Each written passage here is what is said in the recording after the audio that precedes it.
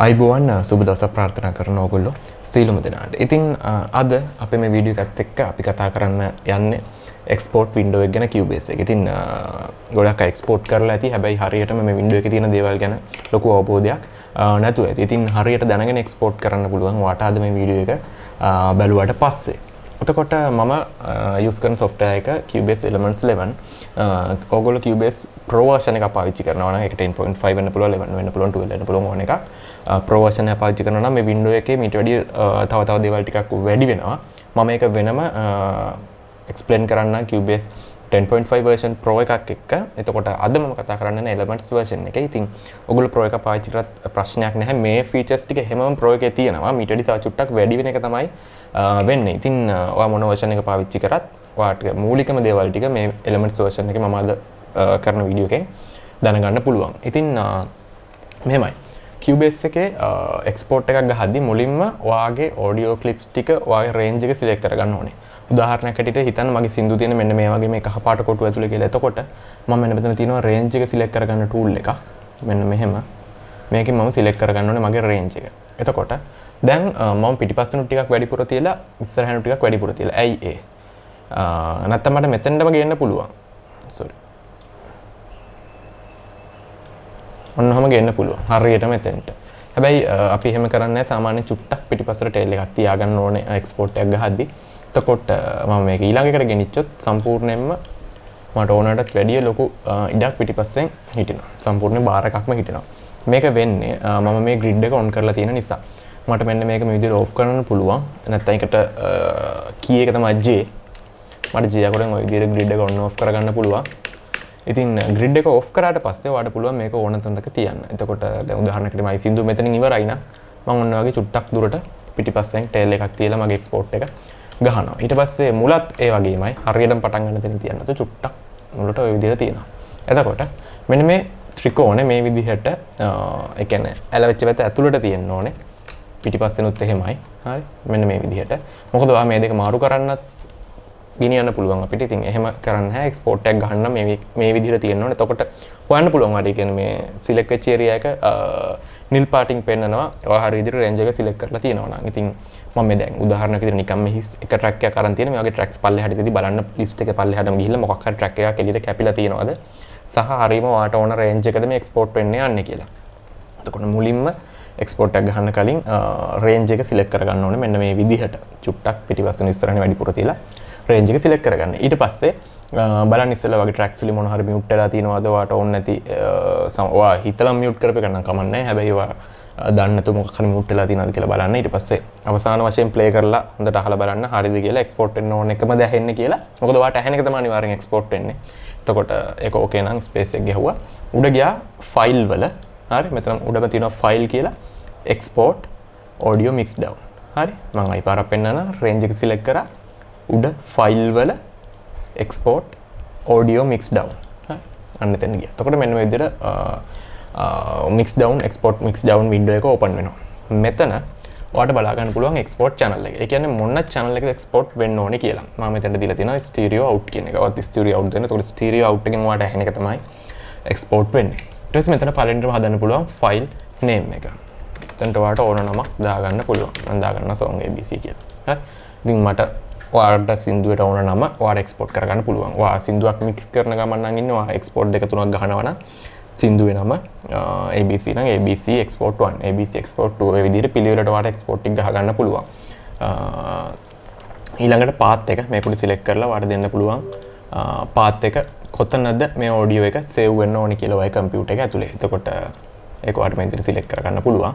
මෙන්න path කියන එක උඩ select කරලා තමයි තැන දෙන්න පුළුවන්. ඊළඟට preview එක මෙතන පෙන්නනවා මොන විදිහටද ඔයාගේ machine එකේ මේ song එක පෙන්වන්නේ. දැන් මම song abc එක දැම්ම song abc.mp3 කියලා පෙන්නන්නේ. මගේ මේ තියෙන settings අනුව මොකද mp3 වලින් තියෙන්නේ. ඊට පස්සේ මෙන්න මෙතන conflicts වලින් ඔයාලට දාන්න පුළුවන් always ask create unique file name always override කියලා. ඔයා මෙතන always ask කියලා දුන්නොත් ඔයා දැනටමත් ඔයා දුන්න path එකේ මේ folder එක ඇතුලේ ඒ නමින් සින්දුවක් තියෙනවා නම් උදාහරණයකට මම මේ දුන්න mix down කියන folder එක ඇතුලේ song abc.mp3 කියලා folder file එකක් දැනටමත් තිබ්බොත් මම always ask කියලා දුන්නොත් එයා මට message එකක් එනවා මෙන්න මෙහෙම එකක් දැනටම තියෙනවා මම මේක override කරන්නද නැත්නම් මේකට create මේකට unique වෙනම නමක් හදන්නද කියලා. හරි.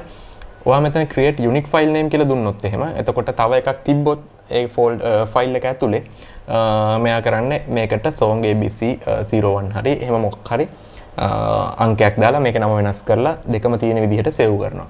ඔයා මෙතන always override දුන්නොත් එහෙම මෙයා කරන්නේ තියෙන song abc එක උඩ මේක write කරනවා. ඒතකොට ඒක නැති වෙනවා. අපහු මේක තමයි ඉතුරු වෙන්නේ. ඉතින් ඒක චුට්ටක් හරියන්නේ නැති වැඩක්. ඉතින් always override එක දෙන්න එපා. අපිට ඒක එච්චර මොනවා වෙන්නේ නැති. මම නම් ගොඩක් වෙලාවට always ask දෙන්නේ. එතකොට මොකද create unique file name දුන්නොත් ඉතින් එයා ළමක් නේ හදන්නේ. ඉතින් always ask දුන්නා මට එතන බැරි වෙලා හරියන නමින් එකක් තිබ්බොත් මට ඕන නම ටක් ගාලා හදාගන්න පුළුවන්. මට ඕන විදිහට ඒක save කරගන්න පුළුවන්. ඉතින් ඔයගොල්ලෝ always ask දීලා තියන්න එතනින්. ඊට පස්සේ මෙන්න මේ ටික තමයි වැදගත්ම ටික මෙතන තියෙන. ෆයිල් ටයිප් එක. ඒ කියන්නේ මොන ෆෝමැට් එකෙන්ද මේක එක්ස්පෝර්ට් එක වෙන්න ඕන කියලා. එතකොට මෙහෙමයි. ඔයාලට සාමාන්‍යයෙන් quality export එකක් ඕන. ඒ කියන්නේ lossless format එකකින් ඕන නම් මෙතන තියෙනවා wave format එක. එතකොට කිසිම loss එකක් වෙන්නේ audio signal එකේ තියෙන quality එකෙන් එහෙම මේක export වෙනවා. එතකොට තියෙන ප්‍රශ්න ටිකක් size එක ලොකු වෙන එක. හැබැයි කිසිම quality drop එකක් වෙන්නේ නැහැ. එතකොට wave වලින් export එක ගහනවා නම් සාමාන්‍යයෙන් අපි පාවිච්චි කරනවා sample rate එකට 48000 කියලා 48000 kHz sample rate එක. ඊට පස්සේ bit depth එක 24 bit. අපි සාමාන්‍යයෙන් ඕක කියනවා 4824 කියලා. ඉතින් 4824 වලින් export එකක් ගහනවා කියන්නේ 48000 kHz සහ 24 bit කියන standard එකේ export එකක් ගහන එක. ඉතින් CD quality එකට ගියොත් ඔයිට අඩු quality එකක්. එතකොට වෙන්නේ අතර 44.1 and 16 bit කියන එක. ඒතර 44100යි 16යි bit කියන එක තමයි CD quality එක. එතකොට එතන මෙතන settings වෙන්නේ 44.1 kHz sample rate එක. bit depth එක වෙන්නේ 16 bit. එතකොට 44.1 16 bit කියන්නේ CD quality එක. හැබැයි දැන් අපි මීට වැඩිය quality format එක තමයි සාමාන්‍ය භාවිතයේ තියෙන්නේ. ඒ තමයි 48 සහ 24 කියන එක. එතකොට මේ අතන 48 24 කියන්නේ mid range එකක්. ඔයාලට මීට වැඩි එකකට යන්නත් පුළුවන්, අඩු එකකට යන්නත් පුළුවන්. ඒක ප්‍රශ්නයක් නැහැ. ඔයාගේ තියෙන equipments වල quality එකත් එක්ක ඔයාගේ තියෙන බඩු වල ඔයාගේ recording එකේ quality එකත් මත ඒක රඳා පවතිනවා. ඉතින් සාමාන්‍ය භාවිතයේදී සාමාන්‍ය studios වලදී අපි පාවිච්චි කරනවා 4824 කියන format එක wave වලදී. right ඊට පස්සේ අපි මෙතනින් ගියොත් එහෙම MP3 වලට MPEG 1 layer 3 කියන MP3 එක. ඒතර මේ MP3 කියන්නේ ඇත්තටම ඔය company එකෙන් හදපු coding system එකක්. එතකොට මේක ඇත්තටම lossy format එකක්. ඒ කියන්නේ audio signal එකේ quality එක loss වෙනවා ඇත්තටම මේ MPEG වලදී. ඔයා හිතන්න wave එකෙන් MB 100ක් විතර තියෙන audio file එකක් ඔයා අපිට පුළුවන් MP3 වලින් MB 2කට 3කට වගේ පොඩි ගානකට දාගෙන ඔයාගේ phone එකේ දාගෙන ඉන්න. ඉතින් අන්න ඒකට තමයි MP3 කියන format එක පාවිච්චි කරන්නේ. මෙතනදී ප්‍රශ්නේ වෙන්නේ audio quality එක පොඩ්ඩක් drop වෙනවා. එතකොට මෙතනත් ඔයාලට පුළුවන් sample rate එක bit rate එක select කරන්න. bit depth එක නේ මෙතන තියෙන bit rate එක 120ට කියන්නේ සාමාන්‍ය අගයක්. ඉතින් 320 දෙන්නත් පුළුවන් ඕනනම් ඔයා YouTube එකට upload කරනවා නම් YouTube එකේ upload කරන්න පුළුවන් maximum bit rate එක වෙන්නේ 320 kilobit per second කියන එක MP3 වලදී. ඉතින් ඕනනම් ඔයා YouTube දන් දාන්නේ කොහොමද ඔයාලට 320 තියාගන්න පුළුවන්. ඒතර 120ට වැඩි චුට්ටක් size එක වැඩි වෙනවා 320 දී. ඒක වාගේ වැඩි අණු එක තීරණය වෙනවා. එතකොට සාමාන්‍යයෙන් නම් 128 ඇති. හැබැයි ඊට වැඩි අඩුවට යන්න එපා. මොකද quality එක ගොඩාක් loss වෙන තේරුමක් නැහැ. 128 හෝ 320 තියාගන්න එක ප්‍රශ්නයක් නැහැ. මොකද්ද කියන එක. YouTube දානවා අනිවාර්යෙන් 320 තියාගන්න. ගැටලුවක් නැහැ. එතකොට එහෙම තමයි MP3. හැබැයි ඔයාගේ mix එක check කරන්න, ඔයාගේ master එක check කරන්න, reference බලන්න වගේ දෙයකට නම් MP3 වලින් export එක ගහන්න එපා. wave වලින්ම ගහන්න. මොකද MP3 කියන්නේ මං කලින් කිව්වා වගේ ඒක lossy format එකක්. ඒකේදී audio quality එක loss වෙනවා. එතකොට ඔන්න ඔය කියන්නේ MPEG වලදී වෙන්නේ මේ sound එක compress වෙනවා. යම්කිසි coding system එකකට අනුව. ඊට පස්සේ අපේ phones වලින් පුළුවන් ඒ code එක අපෝ decode කරලා play කරන්න. එතකොට ඒක තමයි MPEG කියන system එක. ඉතින් ওই system එකේදී compress වෙද්දී ආපහු මේක decompress කරාට වැඩක් නැහැ. ඇත්තටම පොඩි loss එකක් එතන තියෙනවා. ඉතින් ඒ නිසා තමයි MPEG කියන එක අපි සාමාන්‍යයෙන් entertainment වලට නිකන් phone එකෙන් අහන්න headphone එක දාගෙන නිකන් අපි කියන්නේ ජොලියට සින්දුවක් අහන ගලන්නේ වගේ දෙයකට MPEG හොඳයි. හැබැයි music production වලදී අපේ වැඩවලට MPEG කියන format එක පාවිච්චි කරන්නේ නැහැ. මොකද ඒකේ loss වෙන format එකක් නිසා. ඉතින් ඒ නිසා අපි ගොඩක් වේව් තමයි පාවිච්චි කරන්නේ. හැබැයි ප්‍රශ්නේ තියෙන වේව් පාවිච්චි කරද්දී ලොකු ඉඩක් යනවා මැෂින් එකේ. සාමාන්‍යයෙන් විනාඩි 2ක විතර සින්දුවක් වේව් එකෙන් එක්ස්පෝර්ට් ගහුවොත් 4824 තිබිලා MB 100කට ආසන්න ප්‍රමාණයක් වෙනවා එක සින්දුවක්. ඉතින් එක ෆෝන් එක තියාගන්න අමාරු නිසා තමයි අපි MPEG වලින් ගහලා ෆෝන් වලට එහෙම දාගන්නේ.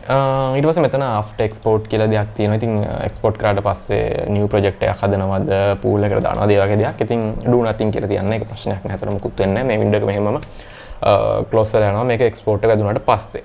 ඊට පස්සේ ඔයාලා මෙතන දෙන්න තියෙන export audio කියන එක විතරයි. මේක දුන්නා ගමන් මේක හැමීට export වෙන්න පටන් ගන්නවා. එතකොට මම කිව්ව වෙනස මීට වැඩි දේවල් ටිකක් තියෙනවා pro version එකේදී. එතකොට ඔයාලට පුළුවන් selected tracks විතරක් export කරන්න. දැන් මෙතනදී මට පුළුවන් stereo out එකක් දෙන්න විතරයි. හැබැයි ඔයාලට tracks ටිකක් select කරලා මේ ටිකේ තියෙන ටික විතරක් වෙන වෙනම export වෙන්න දෙන්න පුළුවන්. පොඩි feature එකක් තියෙනවා pro version එකේදී. ඉතින් මම ඊළඟ වීඩියෝ එකත් එක්ක ඊළඟ එන්නේ ඊට චුට්ටක් පහුවේ වීඩියෝ එකත් එක්ක මම කතා කරන්නම් අනිවාර්යයෙන්ම pro version එකේ export window එක. එතකොට ඒකෙත් හොඳ feature ටිකක් තියෙනවා. ඇත්තටම ගොඩක් අය පාවිච්චි කරලා නැතුව ඇති. මාර වටිනවා ඒ ටික වෙන වෙනම export කරන දෙන එක. ඉතින් මම ඒකත් එක්ක කතා කරන්නම්. දැනට ඔයාගාව තියෙන්නේ pro version එකක් වෙන්න පුළුවන්, elements version එකක් වෙන්න පුළුවන්, artist එකක් වෙන්න පුළුවන්, මොකක් හරි version එකක් වෙන්න පුළුවන්. හැබැයි මූලික දේවල් ටික කියන්නේ මේ මම කතා කරපු දේවල් ටික හැම version එකකම තියෙනවා. එතකොට ඔයා මේ settings ටික හදා ගන්නවා. දැනටමත් සමහර අය මෙතන ලොකු sample rate එකක් ලොකු bit depth එකක් දාලා export ගහනවා ඇති. එතකොට quality එක වැඩි වෙනවා කියලා. හැබැයි හැම දෙයක් වෙන්නේ නැහැ. මොකද ඔයාගේ sound card එකේ තියෙන quality එක ඔයාගේ mic වල තියෙන quality එක අපහුව අහන speakers වල ඔයාගේ monitors වල තියෙන quality එක කරන් දාපවතින විශේෂයෙන්ම ඔයාගේ sound card එකට මතර එක කරන් දාපවතිනවා. ඉතින් ඔයා මෙතනින් නිකන් වැඩි කරා කියලා ලොකු export එකක් ගහුව කියලා තේරුමක් නැහැ. ඔයාගේ තියෙන්නේ සාමාන්‍ය මට්ටමේ sound card එකක් නම්. ඉතින් සාමාන්‍ය මට්ටමේ sound card එකක් නම් ඔයාගාව තියෙන්නේ 2448 කියන මෙන්න මේ standard එක පාවිච්චි කරන්න. එතකොට sample rate එක 48 kHz. එතකොට bit depth එක 24 bit කියන එක. හරි. file type එක wave. ඉතින් මෙන්න මේ විදිහට තමයි export window එකේ තියෙන. මෙතනින් export audio කියලා දුන්නා ගමන් ඕක export වෙනවා. export වෙන්නේ මෙන්න මේ තියෙන range එක ඇතුළේ තියෙන ටික. එතකොට මුලින්ම හරියට range එක select කරගන්න, මුළු tracks ටික ඔක්කොම cover වෙනවද බලන්න. පිටිපස්සෙන් ඉස්සරහින් චුට්ටක් වැඩිපුර තියන්න, මහ ගොඩක් නෙමෙයි චුට්ටක් වැඩිපුර තියන්න. හරියට play කරලා බලන්න අවසාන වශයෙන් හරියම එක දැහෙන්නේ කියලා. ඒ හැන එක හරියටම හරිනම් export එක දෙන්න මම කිව්ව විදිහට. ඉතින් ඔය computer එකේ තියෙන reference අහන්න, තව කෙනෙක්ට පෙන්වන්න මේ mix එක හොඳයිද කියලා පෙන්වන්න නම් wave වලින් export එකක් ගහන්න. එහෙම නැතුව ඔයාට නිකන් අහන්න නම් YouTube එකට දාන්න වගේ නම් X228 හෝ YouTube දාන්න 320 වගේ export එක ඔයාට ගහ ගන්න පුළුවන්. ඉතින් ඔන්න විදිහට තමයි මේක export window එක. ඔයා දැනටමත් දැනගෙන හිටියා නම් ඒක හරියටම තහවුරු කරගෙන මෙන්න මේ විදිහට settings ටික හදාගන්න. දන්නේ නැති කියලා මම හිතනවා මේක ලොකු වැදගත්කමක් තියෙයි කියලා, විශේෂයෙන්ම sample rate එක සහ bit depth එක හදා ගැනීම සම්බන්ධව. ඉතින් thank you අද අපේ වීඩියෝ එකත් එක්ක එකතු වුණාට. අපේ channel එක තාමත් ඔයගොල්ලෝ subscribe කරලා නැත්නම් subscribe කරන්න, like කරන්න, යාළුවන්ටත් දැනගන්න share කරන්න සහ දිගටම එකතුලා ඉන්න අපේ ඊළඟ වීඩියෝ එකත් ඉක්මනින්ම බලා ගන්න පුළුවන්. thank you.